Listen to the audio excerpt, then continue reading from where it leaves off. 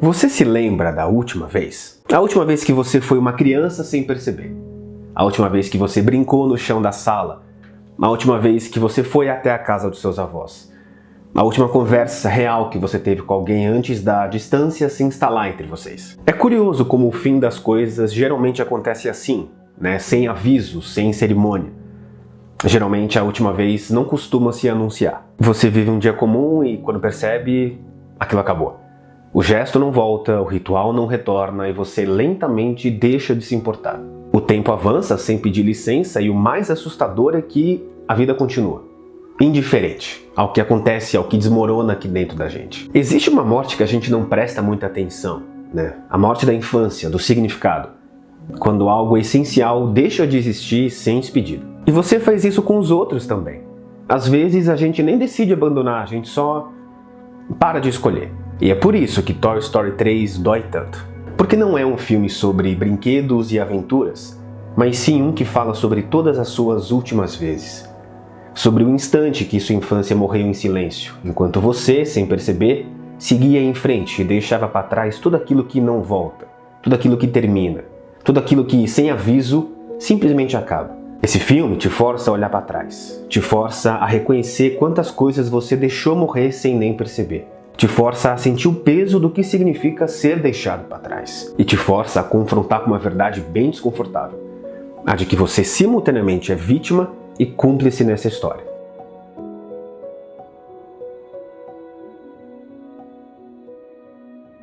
A primeira cena de Toy Story 3 é uma linda mentira. Bom, quase. Vemos Andy criança orquestrando essa épica aventura no Velho Oeste, onde Woody e Buzz salvam o dia com heroísmo. Cores vibrantes, ação frenética, imaginação sem fronteiras. A infância cristalizada em sua forma mais pura. Mas então a câmera recua e a verdade se revela pra gente. Isso é só uma lembrança, um eco do que já foi. Corta pra Andy adolescente, empacotando sua vida pra faculdade. E aqui tá logo o primeiro golpe. Os brinquedos não estão guardados com carinho, estão esquecidos, cobertos de poeira, relíquias de uma era que Andy já não habita mais. E a Pixar aqui não oferece nenhum consolo pra gente, não tem nenhum ritual de despedida, não tem nenhum reconhecimento do que aqueles brinquedos já representaram um dia. Existe o pragmatismo da vida pura e adulta. Você cresce, então você descarta. Só que para os brinquedos, isso não é apenas uma rejeição, isso é o fim da existência, é o fim do significado. Eles foram programados, ou melhor, condenados a existir para um propósito único, serem amados por uma criança. Sua ontologia inteira, sua razão de ser, está amarrada a esse vínculo. Sem ela, eles não são nada. São cascas vazias esperando pelo esquecimento. Isso ressoa na gente porque todos nós carregamos esse medo primordial. O medo de sermos descartáveis. De que as pessoas que amamos acordem um dia e percebam que não precisam mais da gente. Que todo o tempo investido, toda a intimidade construída, toda a história compartilhada pode simplesmente evaporar. E os brinquedos vivem esse pesadelo. Woody, sempre o idealista, se recusa a aceitar. Ele se agarra à narrativa de que Andy ainda se importa, que há um erro, um mal entendido. É a negação em sua forma mais pura, o primeiro estágio de luto. Mas os outros? Bom, eles já atravessaram essa ilusão. Eles sentem o peso da verdade, foram substituídos pela vida, por responsabilidades, por uma ideia de Andy que não precisa mais de mundos imaginários para suportar a realidade. E aqui começa a ironia. O Andy não é nenhum vilão. Ele está fazendo o que todos nós fazemos. Crescer, mudar, se transformar. Mas mudanças, como a gente acaba descobrindo na vida, muitas vezes na marra, exigem sacrifícios. Mudança deixa marca. A cena em que a mãe do Andy pressiona para ele se desfazer das coisas é particularmente importante. Ela não é insensível, ela é prática. Tá bem, tem até sexta-feira. O que não estiver empacotado para a faculdade, ou vai para o sótão ou para o lixo. E nessa frase particularmente inocente mora toda a tragédia da vida adulta. Você não pode carregar sua infância com você. Não nesse sentido. Ela muitas vezes é pesada demais, volumosa demais. É incompatível com aquilo que você precisa se tornar. Então você escolhe.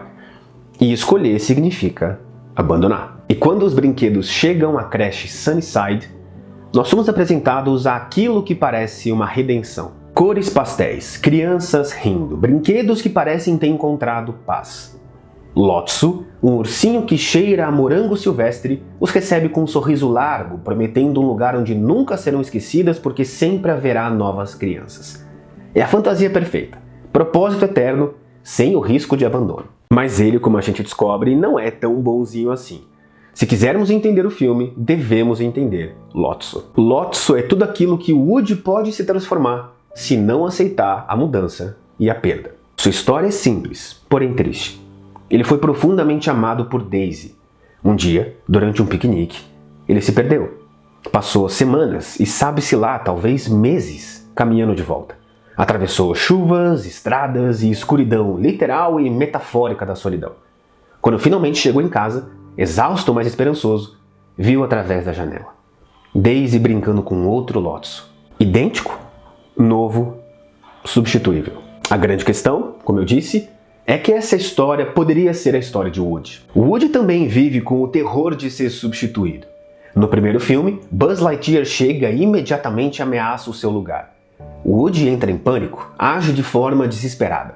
A diferença é que Woody teve sorte. Andy o escolheu de volta. Andy reafirmou que Woody era especial, único e insubstituível. Lotso não teve essa sorte. Vocês não serão desprezados ou rejeitados, nem abandonados ou esquecidos. Não ter dono significa não sofrer mais. Se você não se apega, você não sofre. Se nada é seu, então nada pode ser tirado. É a lógica defensiva clássica de quem já foi devastado por uma perda e concluiu que a vulnerabilidade é um luxo proibido. O que ele faz então é transformar o próprio trauma em filosofia de vida, e ao tentar evitar o sofrimento, Lotso perpetua uma dor maior. Ele cria um sistema onde ninguém sofre, porque ninguém sente. Então ele projeta e provoca nos outros a dor que sentiu em si mesmo. E essa é a fronteira que separa quem eles se tornaram. Woody aprendeu que o amor pode sobreviver à ameaça da substituição. Lotso aprendeu que o amor é condicional à singularidade, e que essa singularidade é uma ilusão. Você sempre pode ser trocado por uma versão mais nova de si mesmo. Mesma vulnerabilidade, mesmos medos, destinos opostos. Se Daisy pode trocá-lo tão facilmente, todas as crianças farão o mesmo. O amor que as crianças oferecem não é um amor verdadeiro, é um uso temporário. Brinquedos, então, são as mercadorias com prazo de validade emocional. Essa visão de mundo é uma armadura travestida de cinismo. Porque se o problema for estrutural, se todas as crianças forem assim, então Lotso não precisa carregar consigo essa inadequação. Não é que ele especialmente foi insuficiente, é que o sistema todo seria falho. Entende? O Woody, por outro lado, resolveu acreditar. Resolveu acreditar que ser escolhido pelo menos uma vez já significa algo real, algo eterno. Eterno enquanto dura. Sunnyside, então, sob ordem de Lotso, funciona como um refúgio para brinquedos feridos ou abandonados que compartilham essa visão. Não há mais a ingenuidade de esperar por um dono que te ame. Existe apenas a eficiência da rotatividade. Crianças vêm, crianças vão, você permanece. Sem vínculo, sem esperança, sem sofrimento. Os brinquedos novos vão para a sala dos bebês. E aqui está um simbolismo que nos interessa. Os bebês não sabem brincar ainda. Eles pegam, sacodem, jogam, mordem, desmontam. É só estímulo. Não existe narrativa. Não há o reconhecimento, não há uma dança imaginativa entre criança e brinquedo que dê sentido à existência deles. É puro desgaste. Destruição mecânica. Lotso criou um sistema onde os brinquedos continuam a existir, só que sem aquilo que torna a existência significativa. Eles têm função, mas não têm história. Eles têm utilidade, mas não têm amor. É uma morte em vida. É uma sobrevivência que se recusa a ser chamada de desistência. A história, como a gente descobre, não é que todas as crianças abandonaram. A verdade é que Daisy perdeu Lotso acidentalmente e não conseguiu encontrá-lo. Mas essa ideia não serve para ele porque exigiria que Lotso processasse que foi amado de verdade e que perdeu por um acidente da vida, não por inadequação. E processar isso, que você foi amado de verdade e perdeu ainda assim, dói infinitamente mais do que você nunca ter sido amado de verdade. Porque Lotso chegou num ponto onde a sua identidade está tão entrelaçada com a sua dor que abrir mão dessa dor seria o equivalente a abrir mão de parte de si mesmo. Ele se tornou trauma e lidar com isso é insuportável. O Woody reconhece que ele poderia ter sido isso. Se Andy não tivesse voltado para ele, se Buzz tivesse permanecido no topo, Woody poderia ter construído a mesma filosofia defensiva. Poderia ter decidido que confiar é ingenuidade que amor é ilusão e que sobreviver sem esperança é sabedoria. A diferença entre eles, então, não é caráter, é um pouco de sorte e talvez a disposição de continuar acreditando mesmo quando todas as evidências sugerem que você não deveria. Aliás, se você está gostando do vídeo, considera deixar um like e se inscrever no canal também, isso seria muito importante para mim. E se você quiser manter o canal vivo de verdade, considera me apoiar lá no Apoia-se e fazer parte do Clube do Filme. Lá temos desde grupos no WhatsApp até 2 encontros por mês discutindo obras específicas mais a fundo, com referências, bibliografias e profundidade. Porque por aqui nós fazemos isso, discutimos as pequenas coisas com grandes significados. E temos também o clube de membros só aqui do YouTube, o que significa vídeos exclusivos para quem apoia esse projeto. E se você acha que esse projeto merece continuar crescendo, dá uma olhadinha nos links aqui na descrição. Agora vamos voltar para o vídeo. Então chegamos ao fogo. O fogo é a imagem mais antiga que a humanidade conhece para transformação. Desde sempre, ele representa simultaneamente destruição e purificação. O que queima não volta a ser o que era, mas o que sobrevive ao fogo também sai diferente, temperado, renascido. O que é demais é que o incinerador de Toy Story 3 funciona como um tipo de batismo simbólico, só que ao contrário, inverso. No batismo tradicional, você é submerso na água e emerge purificado, pronto para uma nova vida. Você desce a morte simbólica e sobe transformado. É um rito de passagem. É a promessa de que o fim de algo é o começo de uma nova coisa, certo? Bom, aqui acontece a mesma coisa. Depois de serem descartados como lixo, e há uma ironia brutal nisso também, diga-se de passagem, uma vez que brinquedos que existem para serem amados são tratados literalmente como descarte, eles se encontram numa esteira transportadora. E em vez de se aproximarem de casa, quanto mais o filme avança nessa jornada simbólica, mais eles vão se distanciando dela e descendo degrau por degrau na direção do irreversível. É uma espiral descendente, física e emocional.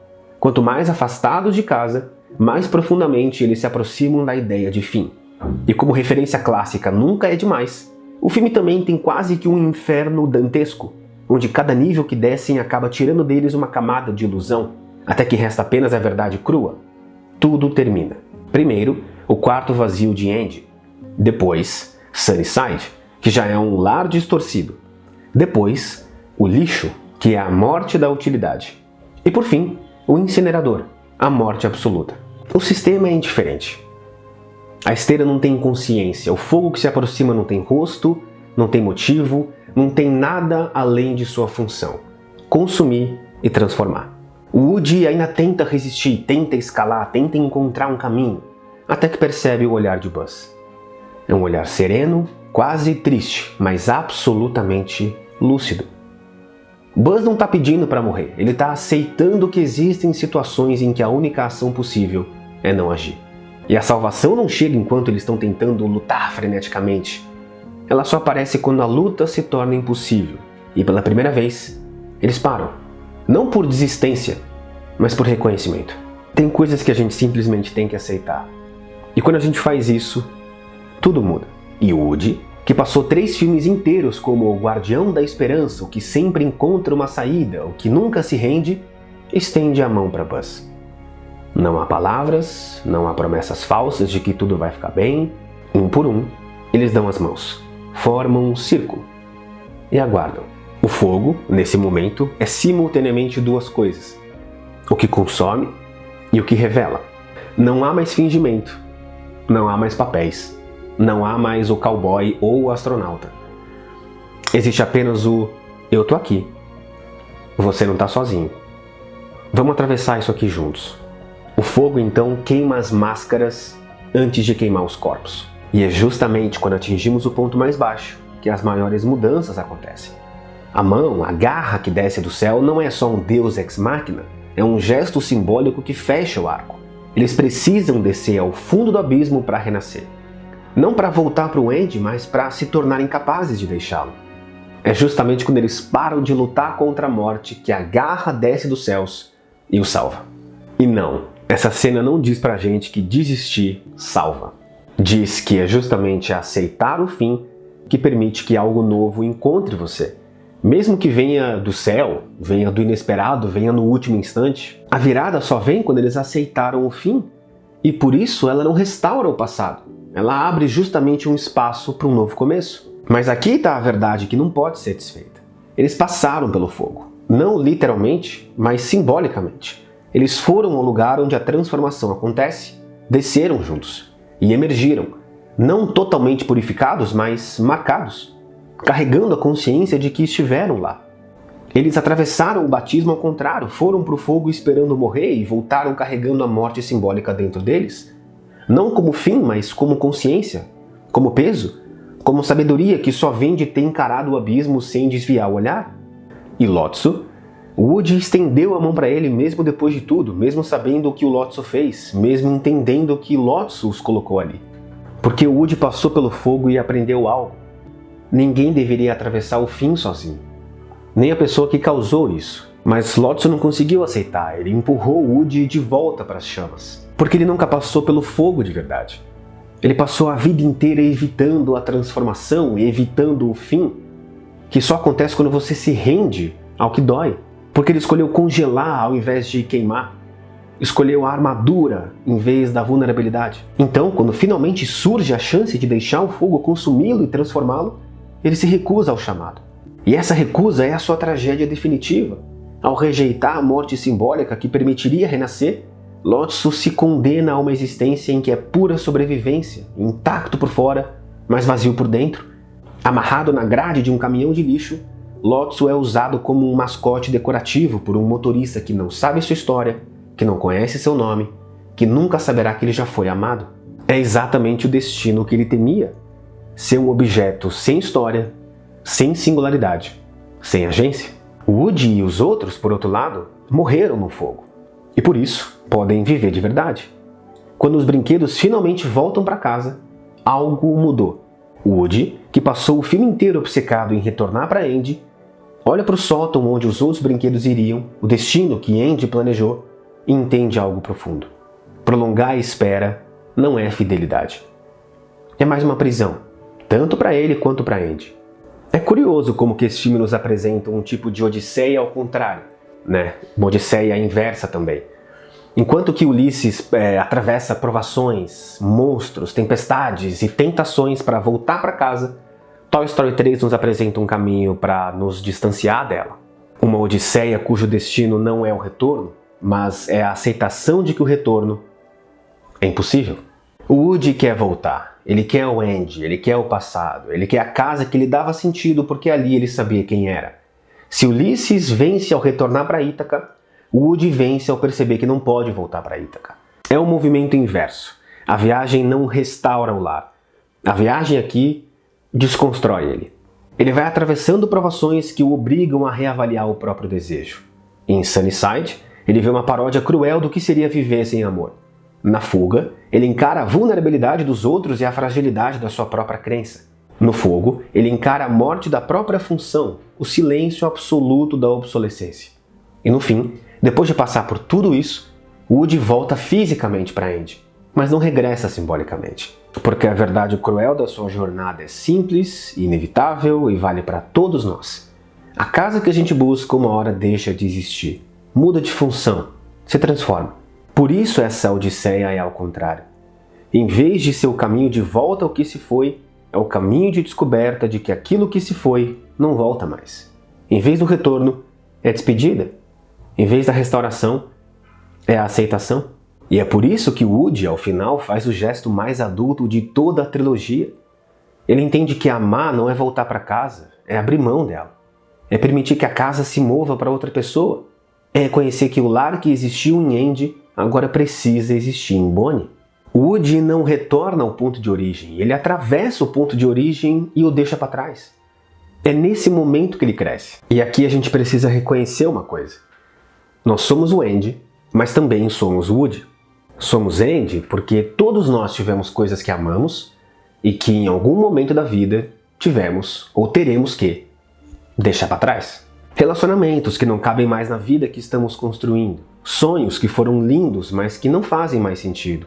Ideias antigas de nós mesmos que precisam ser honradas e depois liberadas. E a tentação é sempre a mesma. Guardar no sótão. Manter perto, mas inacessível. Preservar na ilusão de que assim não estamos realmente abandonando.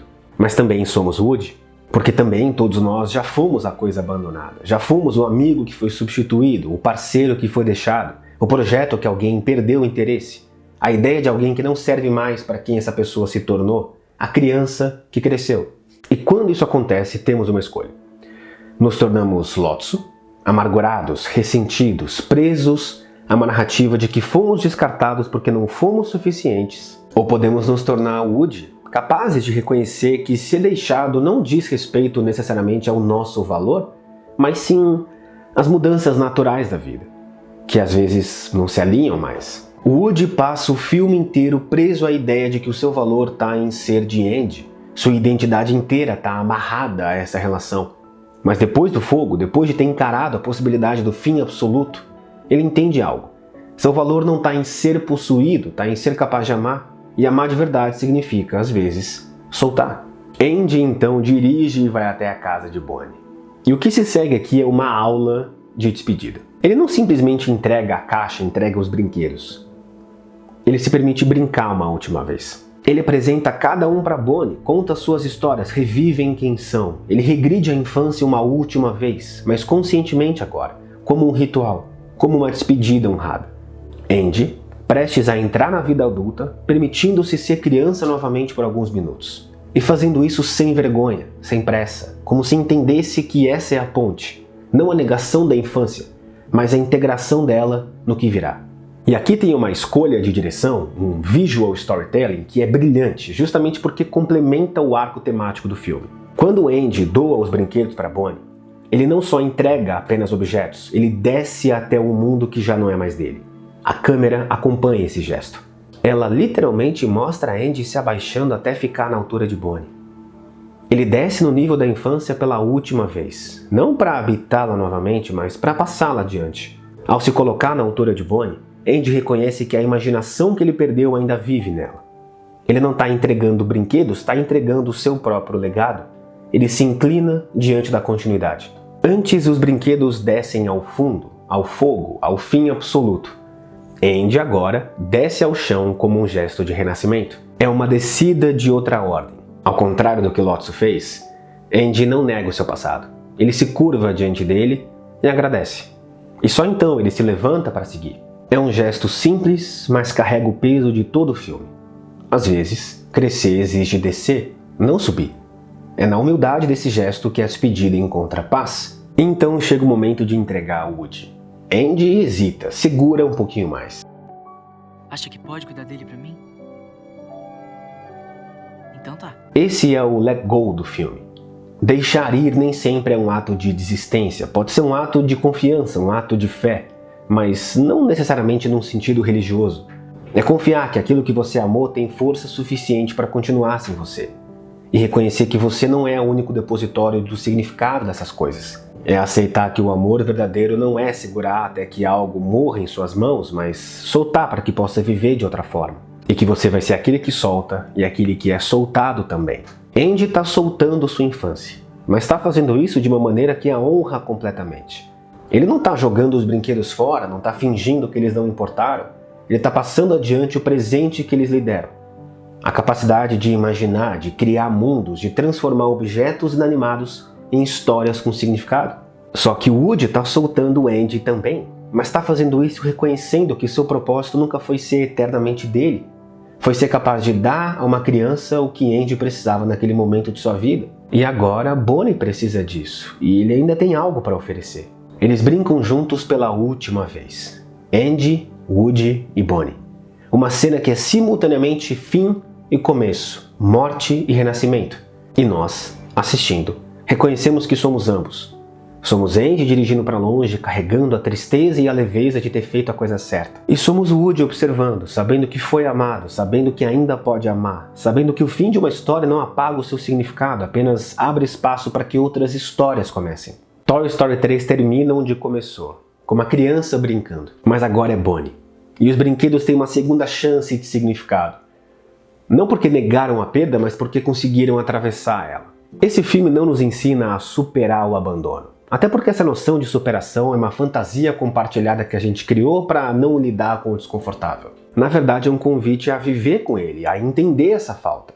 A reconhecer que deixar ou ser deixado para trás não apaga o que foi vivido. Que propósito não é algo que recebemos de fora, mas algo que construímos a partir das coisas que perdemos, deixamos ou foram deixadas para trás. É um modo de reconhecer que crescer não implica em renegar quem você foi, mas permitir que essa pessoa se transforme em algo novo, algo que carrega a essência do passado, mas não é aprisionado por ele.